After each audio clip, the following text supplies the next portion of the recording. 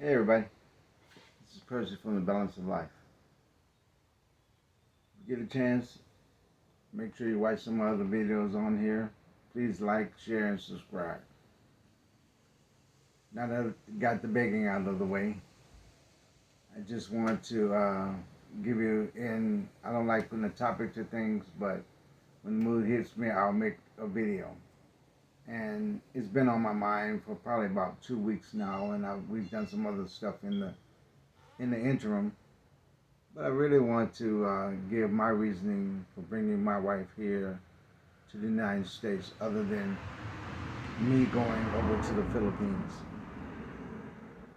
Well, reason number one is that I still wanted to work. And with that, I put a lot of additional time and effort to make sure that the things that I felt that we would need here and everything, I was able to do that based on the commitments that we made to one another. So number one is I really wanted to work. Number two, I wanted to show her a life that she had not seen already. She's lived in the Philippines all of her life. She knew the hardships. She had to personally endure some of them because of the lack of funds and everything. See, during our conversation and really our courtship and everything, we made it painfully clear to each other that, hey, yes, I love you, but I want to see you prosper.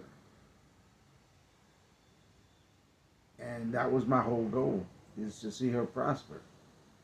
And some guys have the horror story. Oh, she just came over here for the green card. Oh, she just divorced me as soon as she considered herself free or capable of handling herself.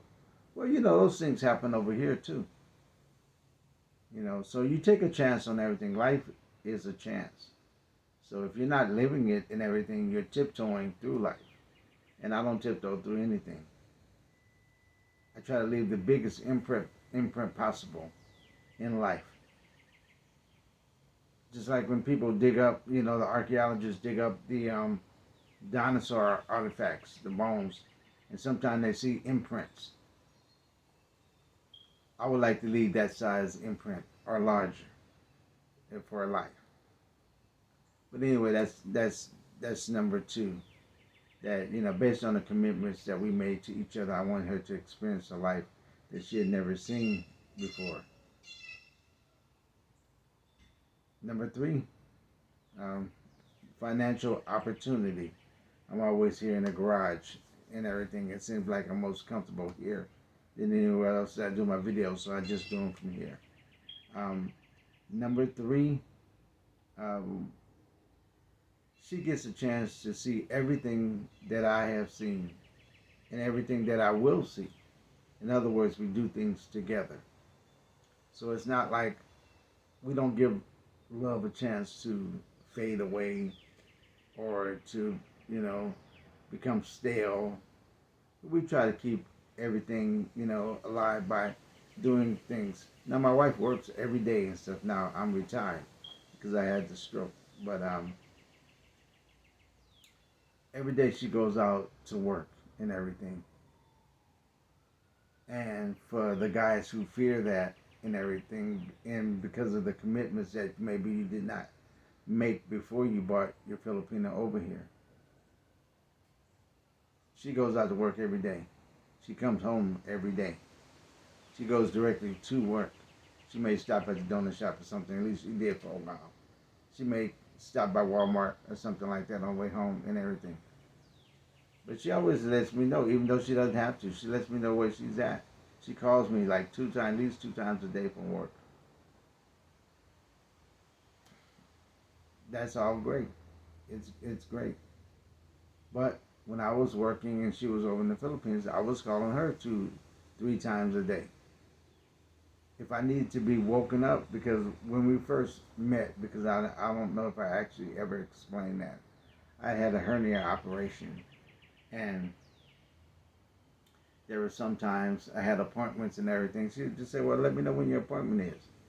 Now, mind you, it's the middle of the night over there. But she was calling me, like an hour in advance. Hey, hon, how are you? Are you up for your appointment? And, you take things like that into heavy consideration when choosing someone or asking someone to finally, you know, to be your mate. So from an economical standpoint, I wanted to give her that same advantage. I wanted her to be able to come here and experience with me purchasing a house, buying land, um, working, and everything. And then after a period of time, you look at your commitments and see if they're still the same. Now, even though it may be a little bit tougher for her because we've had certain discussions, and she tells me how much she likes her job and she would like to put in as much time as possible. But then she's also said, well, if you decide that you want to go back to the Philippines tomorrow, we would sell everything and then we would go because I'm following my husband. Once again, it's all in the work that you put ahead of time and you make certain things clear, you know. And we don't have a prenup or anything like that, but you can get one, if that's going to make you feel any better. But as far as I'm concerned, this was the best decision I have made in regards with marriage. The best. And when I wake up every morning and I, look at my wife and, when she kisses me on my way out to work, I could be stone asleep. But she's going to let me know that she's leaving the house. And 9 times out of 10, I may get up, throw something on real quick, and walk her out the door. Just so, even though we live in a safe neighborhood, in this life here, there's no guarantee. So, you know, you you know the person that you marry, and every day is reconfirmed. Daily, step by step. Every time we want to go somewhere, we go somewhere together. Some people say, okay, well, if I want to go somewhere and I don't want her to go and everything, I'm just gonna go. Great, do that. You know, but I actually enjoy spending time with my wife, and I don't care who else is out there and stuff there. I'm facts. 60-year-old bald-headed man with a stroke, and I have someone in my eyes that I consider beautiful that loves me. As far as I'm concerned, I don't need to mess that up. There's nobody out there pretty enough. No one out there smart enough. No one out there hard working enough. I know definitely they can't outwork her. You know, me and her, we actually work for the same company. For a while, I introduced her to my management, and they loved her. Took her in. Now, in 4 years, she's making as much as it took me. I guess I topped out in about 6 years, but she topped out in like 4 years. So she's making as much money as I was making before I had the stroke. You know, she brings home almost as much money that I do now. With my retirement and everything and stuff there. So, I mean, two can do it better than one. So if you're having any doubts about the person that you're bringing over and stuff there, well, you run through a checklist, and it has to be your own. I can't tell you what to tell her and everything because I'm not in your relationship. What you may want to do is, make as certain as you can and stuff there because you can say, okay, I'm 100% certain that this woman's going to stay with me. But in truth, you're only 90% certain in everything. 5%, is I'm almost certain. And maybe I'll say as much as 5%, like, anything can happen and everything. So, I mean, with that little bit of unknown, even for myself, it's like I think you come out way ahead. Now, I have my stepdaughter here as well. She's never had a father. So, she and I, we had to learn how to adjust to one another. I also helped her with her schooling. I've also helped her with certain life issues that she might have come across and everything. And mind you, this is a very good, obedient child. No issues whatsoever and everything. Except for maybe that she wanted to go back to the Philippines. But that's another story for another day. But after high school, and I knew she wasn't ready for college, I said, okay, let's go out and find a job. So I took her in and helped her find a job. And she's working that job. She gets paid every 2 weeks. I've showed her how to save her money because I don't need it. Her mother doesn't need it. And we show how it can apply to her life whenever she does want to go back home. You know, we also have a family savings plan that we each, every time we get paid. You know, I get paid twice a month. My wife gets paid twice a month. She gets paid twice a month. You know, and we all contribute to a non-bank family plan. So that sponsors all of our trips and everything, things that we want to do, uh, things that we may want to purchase. You know, we may want to buy more land.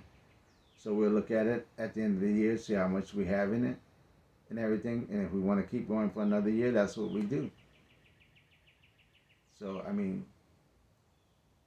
so that went from pretty much in that instance only, you know, 2 is better than 1 to 3 is better than 1, because that is for the future and things that we want to do. So I mean, you know, you look at it and everything, and some people they don't want to marry a woman with children. Okay, that's y'all. But this video is going on a little bit long, because 4 should have been economically and financially um, profitable for you and stuff there. And 5 should be that if you love someone, irregardless of the color of your skin, your distance, and everything, you want to see them at their best. Right now, I'm able to witness my wife and my daughter at their best. And that's not just working, that's just not money and everything and stuff there. Just horizon broadening, becoming better people or more enlightened people and everything. I don't know if they can be any better because they're nice. Anything I ask either one of them to do, they'll do. When I had my stroke, it wasn't my children because they're all in California, you know, and it was my wife and my stepdaughter, you know, my daughter, calling the ambulance, rubbing my legs, rubbing my arm, my shoulder, you know, bring me a towel for my face and everything. It was them. So if I was that kind of guy, well, I don't want you to come over here, I could be dead because I would have been on my own. So all I can say is that for me and my reasons and everything, I made the best choice possible. Now you have to choose yours. So this is Percy from the Balance of Life. It's a nice sunny Friday. Going out to cut the lawn. Woo.